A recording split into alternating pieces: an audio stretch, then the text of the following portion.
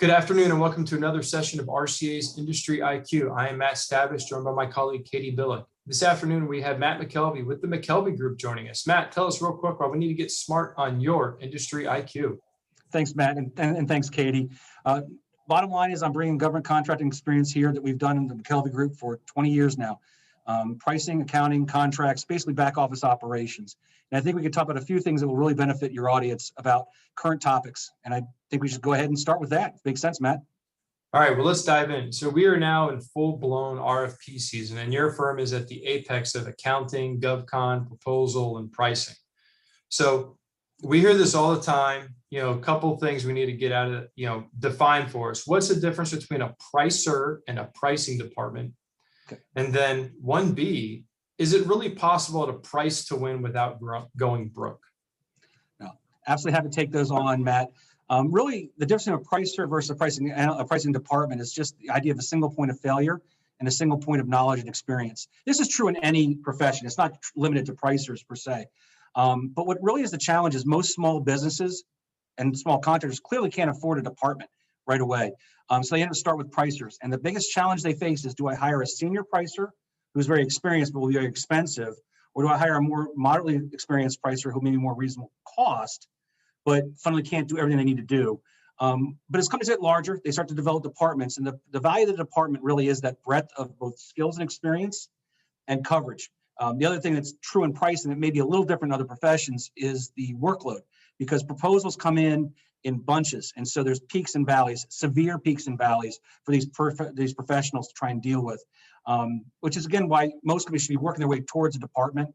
And just McKelvey, what we did when I started the company, I was an individual pricer.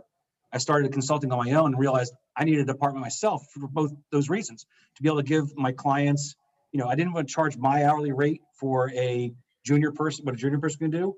At the same time, I didn't want to have to turn down clients because I didn't have enough resources available. So I think the goal is, whether it's with outside consultants or internally to the organization, the goal should always be to try and develop a department approach so that you don't have that single point of failure, you don't have a limitation on your experience, and you can handle the ebbs and flows. And then I think, if that makes sense. And then to the second question, which I actually love this question about price to win and how you can do it without breaking the bank on all these things. Just real quickly define price to win, because it's not universally defined out there. Price to win is when a company engages a third party to independently figure out what they believe the price to beat will be for an individual RFP or procurement. That's different than competitive pricing analysis, which can be done internally or externally. So price to win firms are expensive because they build large databases, they have a lot of expertise, they have senior personnel who are really bringing a lot to bear from a SME perspective. So you're paying a lot for it. My recommendation generally to the companies is that price to win is a great data point to have on significant procurements, not on every proposal you're trying to do. And you really have to make sure that when you do hire a price to win firm, you know exactly what they're going to deliver for you.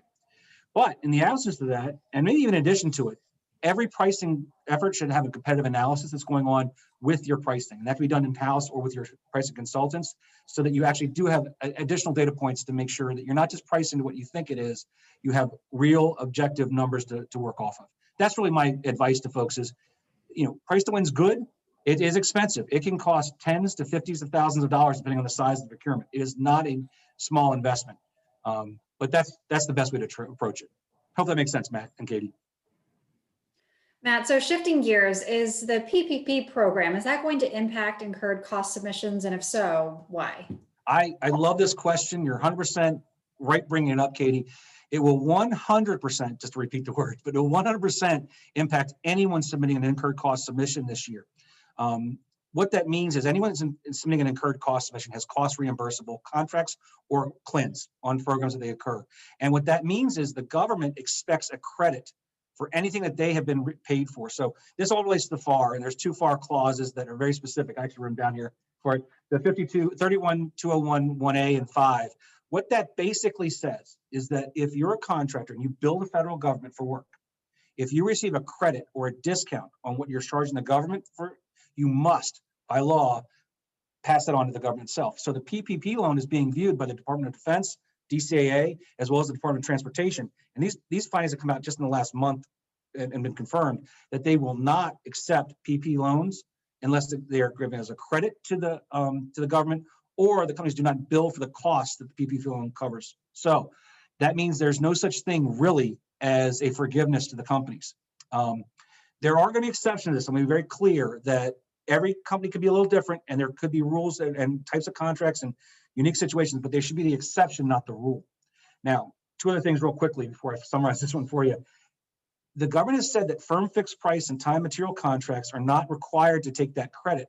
However, in my experience and in talking to a lot of my colleagues out there, we're worried that what will happen is eventually the government will come back and ask for that money anyway and consider it as excess profits. So what most of my clients have done, and most of the contractors that I know, I'm friends with beyond client base, is they either return the PPP loans if they didn't have to use it to keep their operations afloat, or they've treated it as a loan and not asked for forgiveness. So there's a lot to unpack there, Katie, but honestly, if you're doing incurred costs and you have a PPP loan and you're asking for forgiveness, you really need to talk to your accounting and finance experts and even potentially get legal guidance on it. Does that make sense? Great. Thanks, Matt. So you brought up the three basic contract types. So everyone is getting ready in the RFP season now. Yes. What are some basic pricing considerations folks should consider, real quick on the cost plus, T&M, and firm fixed price? Your experience, these are the tenets that you should base all your pricing off of. That's a great question. And the point is that the different contract types put different types of financial risk on the organization, the contractor versus the government. So in a fixed price job, all of the financial risk is on the contractor because the government is going to be delivered the work so long as it's delivered, but the financial risk is on the contractor, excuse me. And so no matter if it takes you more or less to deliver it, it doesn't matter. The government doesn't care. They're paying you a single flat fixed price for that job. Time material is the next step up where the labor rates are fixed. So on a per hour basis, it's a fixed rate. Then there's reimbursable costs for ODCs, travel, et cetera. And in that case, the contractor has all the risk on the hourly rates, but not any risk on the cost reimbursables. That's where the government bears the risk. Then you go to cost plus, which is the farther end of the spectrum, where the government takes all the financial risk outside of ceilings and funding limitations. But fundamentally, for sake of the conversation, they take all of the risk. And what that means is that contractors need to think differently about how they're pricing each one of these. Where you take more risk, you should be pricing in and preparing for more reward. That's the whole idea of finance, is that higher the risk, higher the reward. So the profitability on fixed price jobs should be higher than the profitability on time material, and that should be higher than the profitability on cost plus. All things being equal. Again, there's always going to be unique situations, but all things being equal, that's the way you want to do it. The other considerations are outside of profitability. Think about how you're documenting and supporting your numbers. If you're submitting a fixed price proposal, documenting every assumption you made to come up with that fixed price is critical, because in performance, if something that you assume doesn't come true, that gives you the opportunity to go back for a scope change and discussions with the government, honestly, because you not only listed it as an assumption in your proposal, the government evaluated that assumption and accepted it in the submission. So the higher the risk of the contractor, the more important the documentation and support for your numbers is than on the cost plus the reimbursable side. On the cost plus reimbursable side, the other thing is the reputation. A lot of companies will bid cost plus contracts and be very aggressive on them. And I understand it. It's a competitive marketplace out there. But if you're competing and competing at the point where you're unreasonable or in performance, you cannot deliver. You have to think of the reputation of your organization and how the next time you bid on a contract, that is going to follow you. And so the companies that are known as the low bidders over and over and over again, to the point of almost unreasonably low, or at least unrealistically low, they start to be tarnished and they have a harder time over time winning that work. So those are the things to really think about. There's a million more, Matt, but that's really the high level stuff. No, that's great stuff. Well, we really appreciate you joining us. You gave us a lot of information there to digest. Again, Matt McKelvey with the McKelvey Group, been doing this for several decades, a lot of industry expertise. I'm Matt Stavish, joined by my colleague Katie Billick, and that's another Republic Capital Access Industry IQ in the books. Thanks, folks.